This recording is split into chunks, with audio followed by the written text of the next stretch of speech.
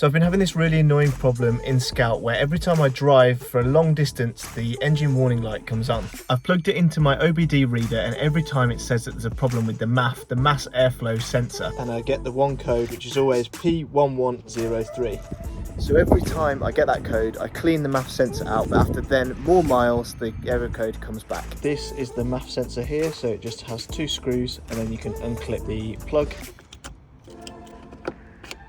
And there is the MAF sensor. So now we've got the MAF sensor out, we can just spray some of the cleaning fluid into the MAF sensor to clean it all out.